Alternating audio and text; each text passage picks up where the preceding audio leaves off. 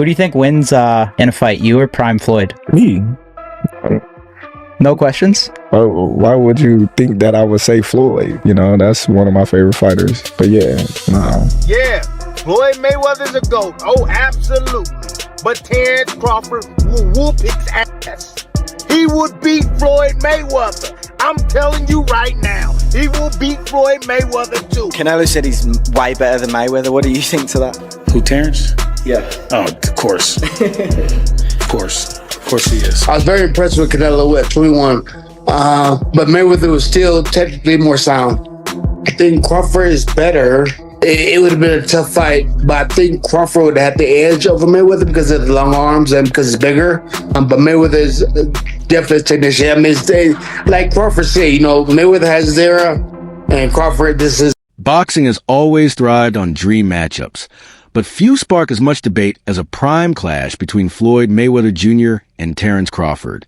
On one side stands a defensive mastermind whose precision defined an entire generation. On the other is a fearless modern champion determined to cement his own legacy. Crawford does not view this matchup as fantasy. In his mind, the result is already decided. While he respects Mayweather as the king of his era, he believes today's fighters compete at a higher level. For Crawford, the discussion is not just about records.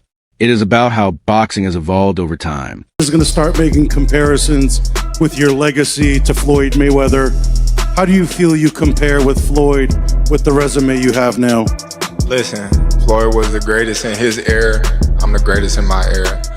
It ain't no need to compare me to Floyd or Floyd to me. Across the boxing world, opinions remain divided. Sean Porter sees the matchup as a battle of intelligence rather than power. He describes Crawford as a fighter capable of reading opponents like a chess master, constantly adapting and solving problems inside the ring. Yet, Porter reminds fans that Mayweather created the blueprint. Floyd controlled every second of fight, dictating pace and mentally breaking opponents down. In Porter's view, this is a battle between the student and the original architect. Comparisons between Terence Crawford and Floyd Mayweather. We've even had the conversation to go as far as who would win in the fight between Terence and Floyd. And I truly don't know the answer to that question. I do. You do? Yes. Yeah. Who will win that fight? Floyd. Floyd will win that yes, fight. Yes, sir. I love you, Terence. Always figures it out. Yeah, he's a chess master. Yeah, his IQ in but that shit. The funny thing about it is Terence has been the only other guy that people can say he always figures it out. Yeah. You know? Yeah, that's true. But you gotta have an OG somewhere. Anybody else? Yeah. There's an OG somebody got a pioneer, right? Yeah, you gotta. There's an OG you can't out-figure out somewhere. And I just believe Floyd is that OG you can't out. Technical analysts have also weighed in on the debate.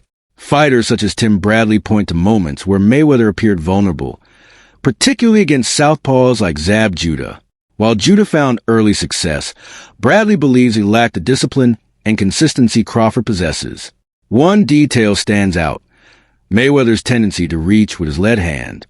Against most opponents it worked, but against a versatile fighter like Crawford, that habit could become a serious liability. Floyd Mayweather's a GOAT. Oh, absolutely. But Terence Crawford will whoop his ass. He would beat Floyd Mayweather. I'm telling you right now, he will beat Floyd Mayweather too. He will beat him too. He got everything it takes to beat Floyd. Floyd struggled in the first half against Zab Judah. Zab Judah, a damn terrific fighter. Terrific fighter, but he ain't no damn Terence Crawford. Especially from the southpaw position. Floyd didn't like fighting southpaws. Floyd reached with that right hand. You think he's gonna reach against one of the best back foot counterpunchers in the game? He gonna reach with that right hand against Crawford? He gonna get slept reaching with that back hand the way he reaches with. Physical advantages also enter the discussion. Shane Mosley favors Crawford, citing his size, reach, and overall strength. Mayweather built his career on precision and movement, but Crawford brings a larger and more imposing frame. His reach could disrupt Floyd's rhythm and force him into uncomfortable positions. According to Mosley, that combination of skill and physicality might create problems even Mayweather's brilliance would struggle to solve. Better out of those two, Crawford or Mayweather? I think Crawford is better, bigger. He's actually, he moved in weight class, and I would say Crawford is a better fight all around fighter. Mayweather is really good too, though. You can't knock him as well. He's very talented. It would have been a tough fight, but I think Crawford would have the edge over Mayweather because of the long arms and because it's bigger. You know what I'm saying? And he would have kept him at bay. Been hard for Mayweather to counter, maybe. But Mayweather's definitely a technician. I mean, like Crawford said, Mayweather has his era, and Crawford this. Many comparisons revolve around a shared opponent, Canelo Alvarez. Mayweather defeated a young and developing Canelo in a tactical masterclass. Crawford, however, dominated a far more experienced version of the Mexican superstar, reigniting debate across the sport. Observers like Carl Frock were stunned by Crawford's performance. He did not merely win. He controlled every aspect of the contest. The comparison raises a fascinating question about how greatness from different eras should be measured. Remember, Canelo, that time was a razor-thin decision. Floyd won, majority decision. C.J. Ross had it with what a lot of people had as a draw. And then the other two judges scored it for Floyd, of course. And that was a Floyd at the top of his game with a very green Canelo with very little experience, and he still took him, into deep water. So what was Canelo? What, 20-something? 21, 23, 25? Yeah, very, very young in the game. Some analysts argue that greatness is defined not only by skill, but also by risk. Crawford's willingness to pursue dangerous challenges separates him from many champions. His journey through multiple weight divisions reflects a desire to test his limits and chase legacy. While Mayweather prioritized precision and longevity, Crawford has repeatedly sought out difficult opportunities. For many fans, that willingness to take risks enhances his standing among boxing's all-time greats. It's a close fight. It's things Floyd do better. It's things that Bud do better. But I'd rather not say, and I'm not going to just lie and just say nothing, and make up something just to. I got my opinion on, how the fights would go, and, but I think we should just let the man enjoy his great moment. He's a great fighter.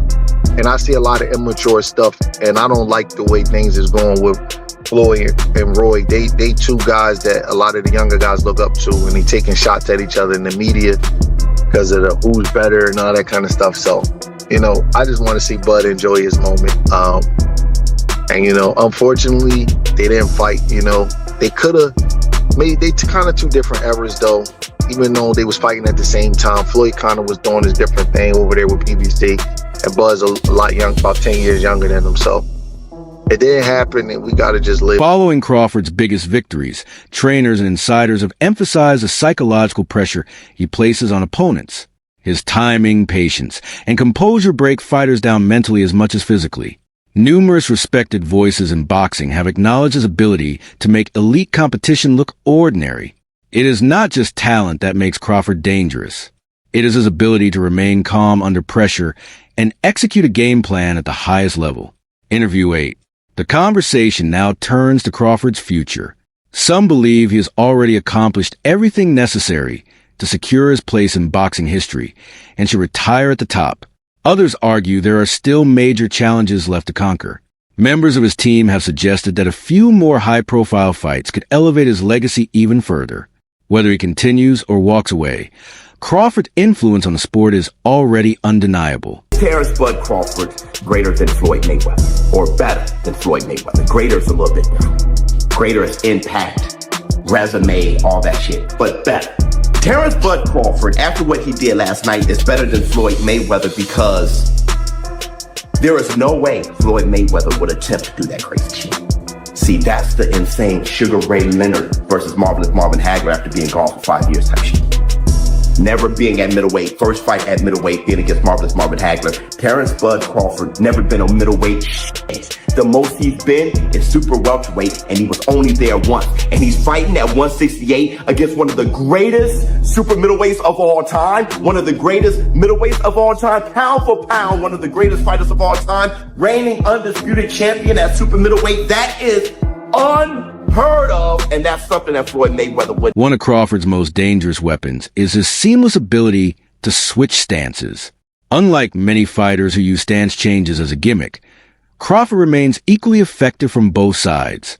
This constant adjustment disrupts an opponent's rhythm and forces him into uncertainty. Fighters such as Mayweather relied heavily on controlling tempo and timing. Against Crawford, maintaining that control becomes significantly more difficult, making his versatility one of the most intriguing factors in any hypothetical dream matchup.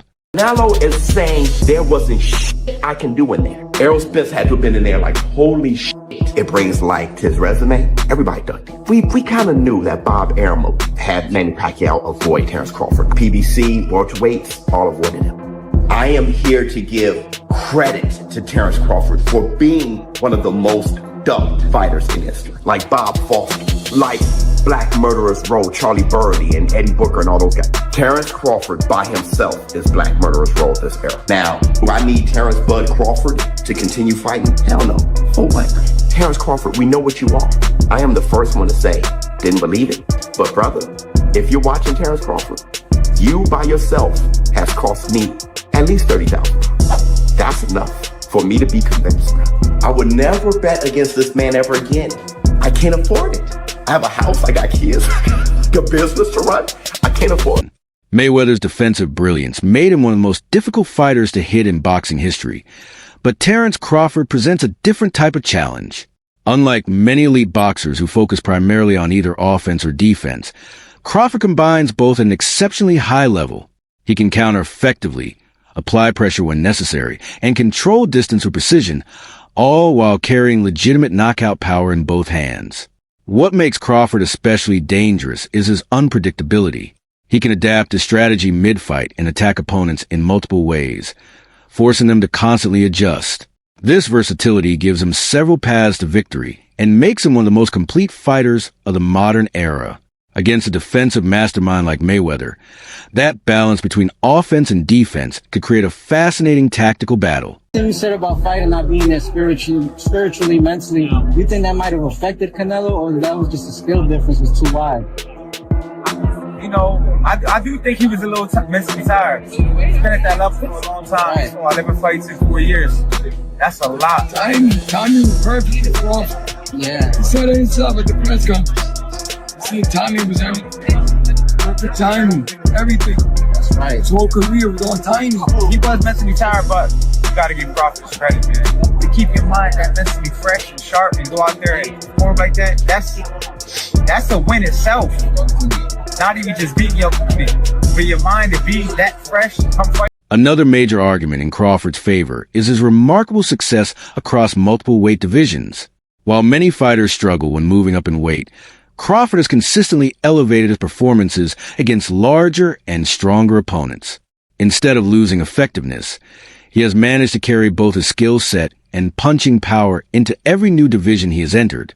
Makes me horny. Yeah, baby. To tell you I told you so. I told you. I predicted the Canelo Crawford fight like a goddamn fortune teller. You're the Oracle? Canelo's feet were cemented on the canvas as he was hitting air. The f was that? Props to Crawford. Thank you. He came up 3 weight classes and fought a beautiful fight. Good job. What a great performance. Did you get what you was looking for? Like taking candy from a baby. My candy. He just played with Canelo, made him look silly. And before you start with your shit about Canelo being old, just know that Crawford is older. I'm too old. That's not an excuse here. Look, I promoted Canelo's entire career. Put some respect on it. And it was a huge flop. How do you like them, man? The only real fighters he's faced were Mayweather, Bivol, and Crawford, and they all toyed. In the end, this debate highlights the evolution of boxing across generations. Floyd Mayweather represents the gold standard of defensive mastery, precision, and ring control. Throughout his legendary career, he built a reputation for making elite opponents look ordinary by dictating the pace of fights and minimizing mistakes. His ability to avoid punishment while consistently finding ways to win helped establish him as one of the greatest defensive fighters the sport has ever seen.